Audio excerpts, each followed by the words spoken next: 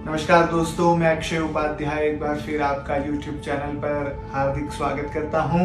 तो आज हम गणेश चतुर्थी महोत्सव के बारे में चर्चा करेंगे कि गणेश चतुर्थी का त्योहार पूरे संसार में इतने धूमधाम से क्यों मनाया जाता है, इसके पीछे क्या कथा है और इसमें किस प्रकार से पूजा होती है और इसका क्या महत्व है कि 10 दिन तक 11 दिन तक इस त्योहार को बड़े हर्ष और उल्लास से करीब पूरा विश्व मनाता है।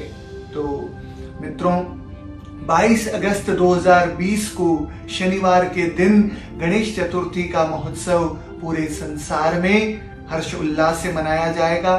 भाद्रपद शुक्ल पक्ष चतुर्थी को यह त्योहार हिंदू कैलेंडर के अनुसार मनाया जाता है। गणपति देवता सर्व विघ्नों का हरण करने वाले हैं, इसीलिए इनका नाम विघ्नहर्ता भी कहा गया है। गणपति देवता का जन्म भाद्रपद शुक्ल पक्ष चतुर्थी के दिन दोपहर के समय पर हुआ था। गणपति देवता की पत्नी रिद्धि सिद्धि है, उनके वाहन मूषक देवता है। गणपति देवता का भोग मोदक या लड्डू उनको अति प्रिय है। गणपति देवता को 21 लड्डुओं का भोग लगाने का शास्त्रों में महात्म्य है।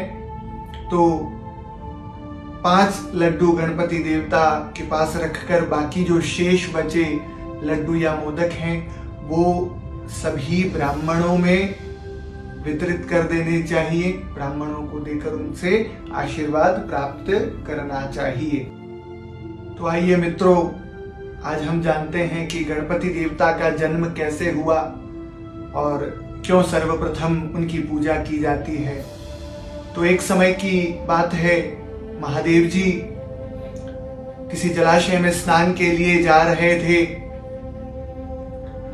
और उसी समय माता पार्वती के मन में विचार आया कि महादेव के इतने सारे सेवक हैं, उनकी आज्ञा में तत्पर रहते हैं, उनकी सेवा में हमेशा संलग्न रहते हैं, लेकिन हमारा कोई भी ऐसा सेवक नहीं है जो केवल हमारी ही आज्ञा का पालन करे। तो माता पार्वती ने अपनी योग शक्ति से अपने शरीर के मेल से एक पुतला बनाया और उस पुतले में प्राण डालकर उसका नाम गणेश रखा और उसे अपने पुत्र रूप में स्वीकार किया और कहा गणेश जी को कि हे पुत्र गणेश, मैं स्नान के लिए भीतर जाती हूं, तुम द्वार पर यहीं पर रहकर पहरा दो और किसी भी अंदर मत आने देना। तो गणेश जी ने कहा जैसे माता की आज्ञा। तो गणपति देवता पहरा देने लगे। उधर से जलाशय से स्नान कर कर महादेव जी पधारे अपने निवास स्थान पर। तो गणपति देवता ने उन्हें अंदर जाने से मना कर दिया। तो महादेव जी ने कहा कि आप हमें अपने ही घर में जाने से क्यों मना कर रहे हैं। तो गणेश जी ने कहा कि अंदर हमारी माता स्नान कर रही है और उन्होंने आज्ञा दी है कि कोई भी अंदर प्रवेश नहीं करे, इसलिए हम उनकी आज्ञा का पालन कर रहे हैं। तो महादेव जी ने कहा यह हमारा घर है, हमें जाने दीजिए। महादेव जी ने उनसे बार बार कहा कि हमें जाने दीजिए, लेकिन गणपति देवता ने मना कर दिया। अंत में क्रोधवश महादेव जी ने अपने त्रिशूल से उसका सिर काट दिया और अंदर घर में प्रवेश कर गए। तब भगवान भोलेनाथ क्रोध में थे, तो माता पार्वती ने सोचा कि शायद भोजन में विलंब हो गया है, इसलिए भगवान क्रोधित हैं। तो उन्होंने तुरंत ही 2 थाली भोजन की सजाई और तो भगवान शिव जी ने पूछा कि यह 2 थाली किसके लिए है। तो माता ने कहा एक थाली आपके लिए और दूसरी थाली हमारे प्रिय पुत्र गणेश के लिए है, जो बाहर खड़ा हमारे लिए पहरा दे रहा है। तो भोलेनाथ ने कहा कि वह जो पहरा दे रहा था उसने हमें अंदर नहीं आने दिया, इसलिए हमने उसका सिर काट दिया। तो माता पार्वती यह बात सुनकर बहुत ज्यादा दुखी हुई और वह भगवान शिव जी के सामने विलाप करने लगी। तो इस प्रकार भगवान शिव जी की चिंता बढ़ गई माता पार्वती को देखकर।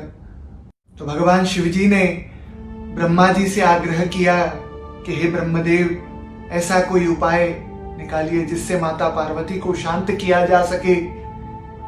तो ब्रह्मा जी ने शिव जी से कहा, अपने गणों को भेजो और जो भी प्रथम जीव मिले उसका सिर लेकर आ जाओ और वहां पर पति देवता के शरीर से जोड़ दें।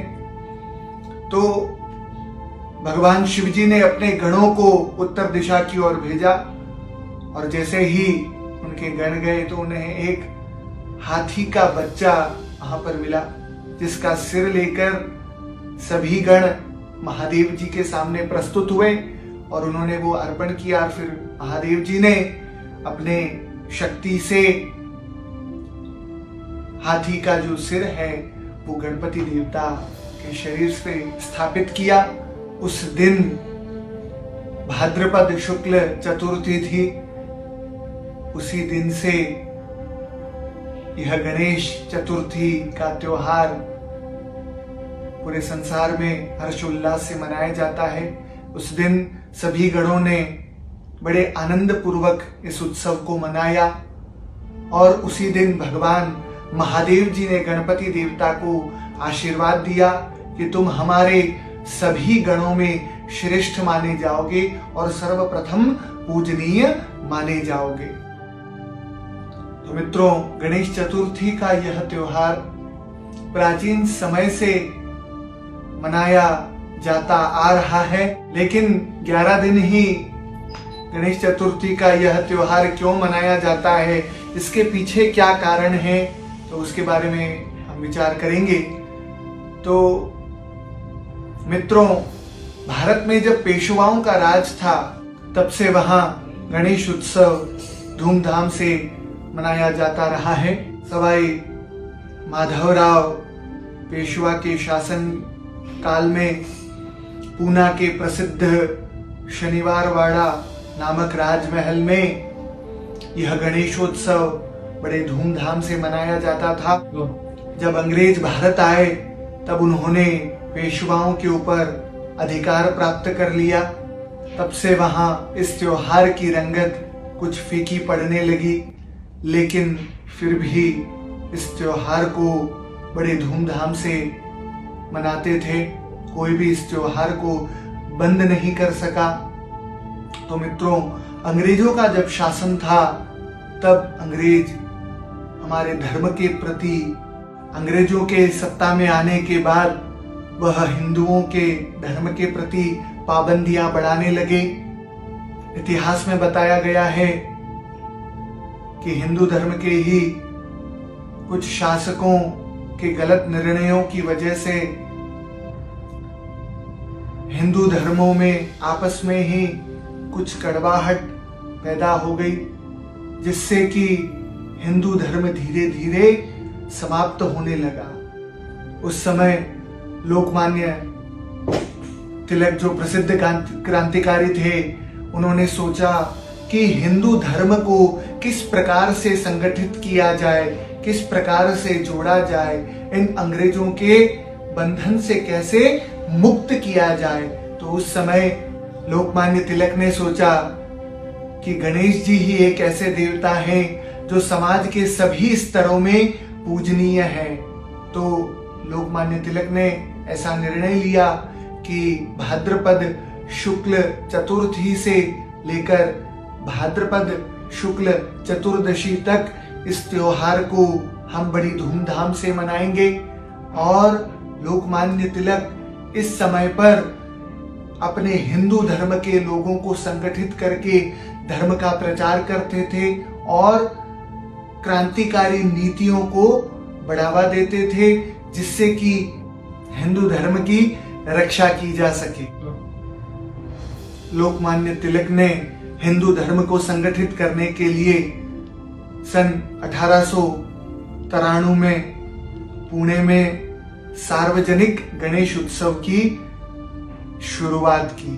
तो मित्रों, यही कारण है कि हिंदू धर्म को बढ़ावा मिले, हिंदू धर्म आगे बढ़े, सभी मिलकर हिंदुओं की रक्षा करें। इसीलिए लोकमान्य तिलक ने यह 11 दिन गणेशोत्सव मनाने की शुरुआत की। तो मित्रों, सभी के मन में अब एक प्रश्न और भी है कि गणेश चतुर्थी के दिन किस समय पर पूजा की जाए, कैसे पूजा की जाए, गणपति देवता को क्या प्रिय है, इन सभी बातों का हम विश्लेषण करते हैं। तो देखिए मित्रों, गणेशोत्सव जो है, इस दिन गणपति देवता का जन्म हुआ था, तो यह अपने आप में स्वयं सिद्ध एक मुहूर्त है। तो मैं आपसे यही रिक्वेस्ट करूंगा कि गणेश चतुर्थी का दिन है, तो इस दिन किसी भी मुहूर्त देखने की कोई आवश्यकता नहीं होती है। न कोई चौघड़िया देखने की आवश्यकता है, न कोई होरा देखने की, न कोई लग्न देखने की आवश्यकता है। आप किसी भी समय, किसी भी क्षण प्रसन्न होकर बड़े भावना से गणपति देवता का आवाहन करें, उनकी पूजा करें। गणपति देवता अवश्य ही प्रसन्न होंगे। तो गणपति देवता को प्रिय वस्तुएं क्या है? मित्रों, गणपति देवता को दूर्वा अत्यंत ही प्रिय है।